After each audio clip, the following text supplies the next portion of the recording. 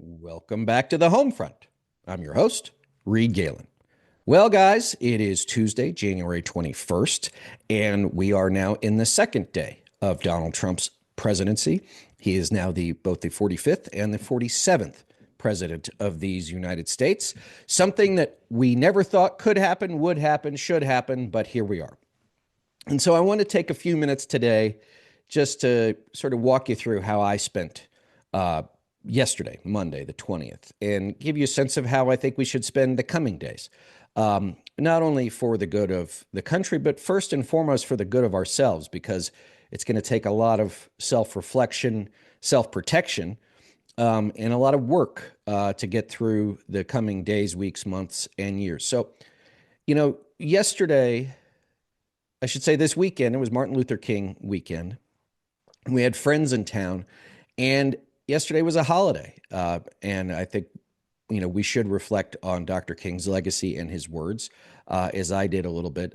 If you have not read Letter from a Birmingham Jail that he wrote, it is an incredible piece of not only prose, but I think also it should be considered a foundational document of the United States.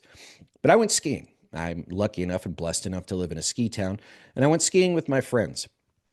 And the good news for me, guys, is that skiing is one of those things where I'm not quite good enough at it to be able to think about anything else while I'm doing it other than not breaking my neck. So it's a good way for me to clear my head. And I'm, again, lucky enough to be able to do that.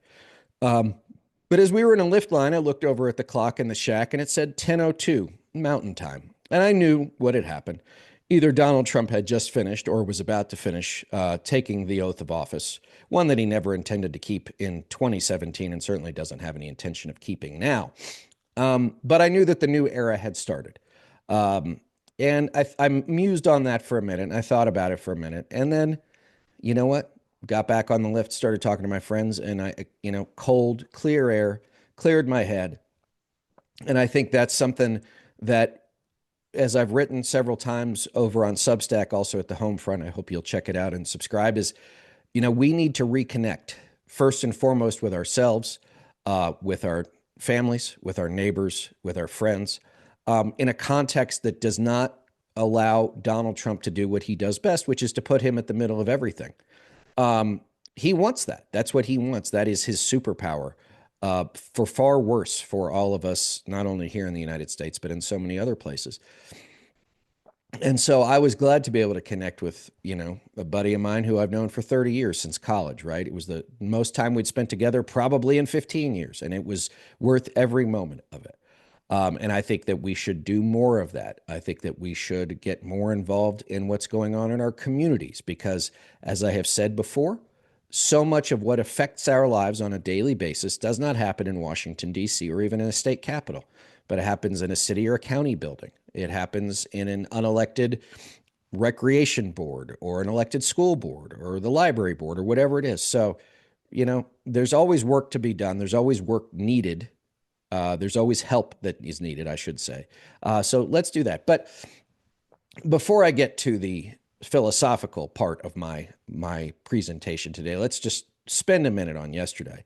I worked on two inaugurals for George W. Bush in 2001 and in 2005. In 2001, I worked for Dick Cheney, of all people. Got to spend a lot of time at Blair House, which is the official guest residence across the street. That's where the president-elect and Mrs. Bush were staying at the time. And it was, this is pre-9/11, guys. So it was a different time, right? It was a different era. It was a different epoch. It was a different everything.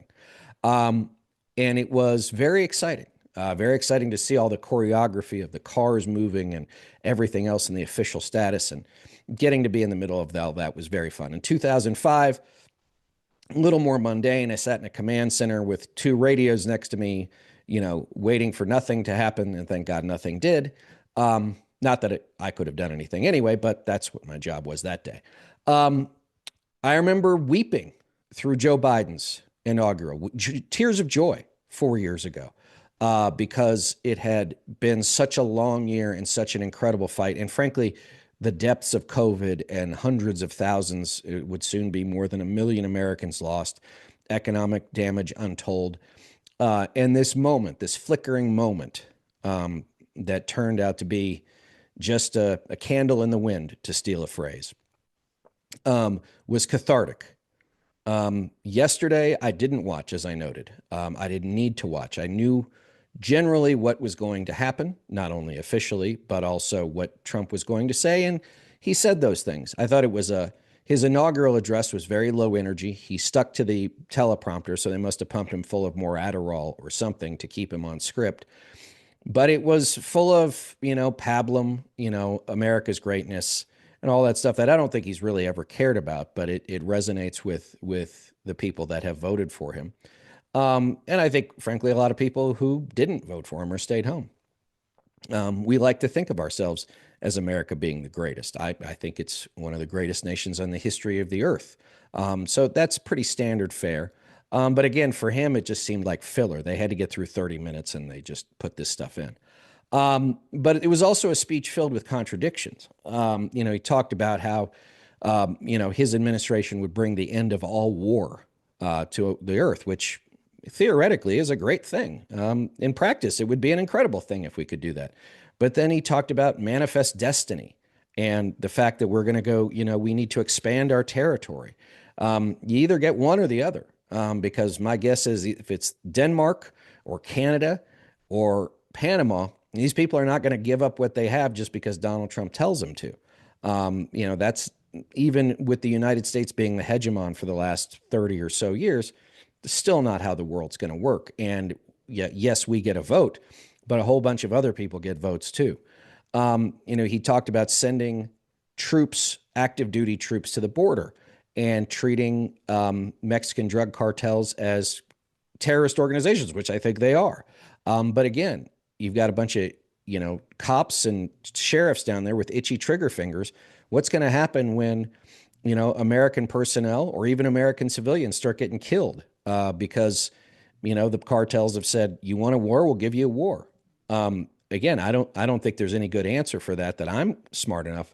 But again, if you don't want war, then you don't send heavily armed men to a place where there are other heavily armed men when just a spark can set off a conflagration. He talked about how he was going to ensure that prices stayed low.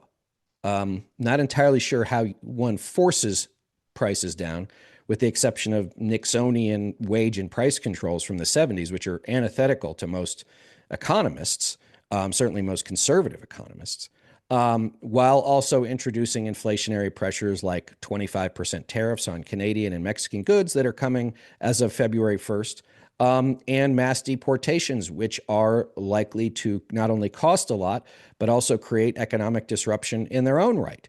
And if there are any economists out there who understand how you can have those two things at the same time, please let me know. I'd be happy to understand or take a lesson on it.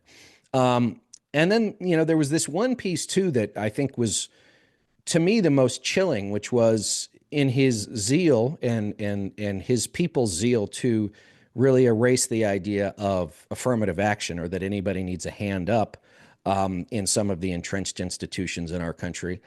He talked about how, they would ensure a meritocracy, and that they would create a society based on meritocracy. And guys, to me, that's called social engineering, right? Which is not Republican. That's not even Democrat, right? That is something that is, on the fringes of political ideology, either left or right. But they've been telling us this, whether or not it was through insane people like Elon Musk and Peter Thiel and Mark Andreessen, or the religious freaks that they've got on board.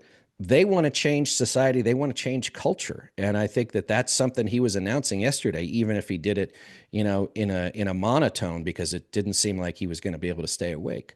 So I think there are a lot of things that we should take seriously and literally.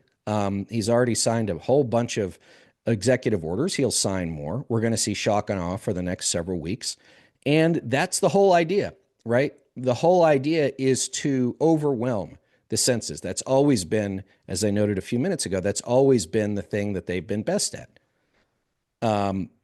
That they can just say, where am I supposed to go next? What am I supposed to do? What am I supposed to shoot at? Metaphorically speaking, of course. And so I think that's where now we have to say, okay, where do we fit into this?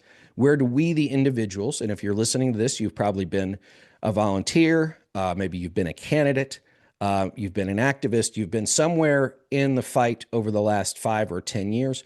What do we do now? Maybe you're just a civilian interested in politics. So I was watching this guy on TikTok. I will admit it was on TikTok. His name is, where is he? I got his name here somewhere. Hold on, guys. Let me be. Um, his name was at Dad's Time. I don't know what that means, but okay. But he was talking about Admiral James Stockdale, who you might remember the name because he was Ross Perot's vice presidential nominee in the 1992 election, where most people didn't know who he was. I didn't know who he was, but he was a man who was awarded the Medal of Honor because of surviving 7 years in Vietnamese captivity during the Vietnam War. He was shot. He was a fighter pilot. He was shot down. And the gentleman said a couple of things. He said that Stockdale told his fellow prisoners two things. There were only two things that were going to get them through this ordeal. One was to be brutally honest about the nature of their situation and face that completely. Where are we? What are we facing? And what does it mean? The second piece of that, though, was an unwavering faith that we would ultimately prevail. And if you didn't have both of those things, it was very, very difficult to see that that an inmate, a fellow prisoner, could survive. And that's the kind of stuff we saw not only from Admiral Stockdale, but also from late Senator John McCain. And I really liked that because those are the things we need. You know, we need to be brutally honest about what we're going to face, what we are facing, but we also need to keep the faith that we will ultimately prevail. We will ultimately prevail. Movements like Trump's tend to eat themselves in pretty short order because they are, by definition, self-destructive in nature. The people involved loathe one another. The people involved are all competing with one another. As I just noted, the contradictory nature of the things that they say and do, eventually reality catches up with them.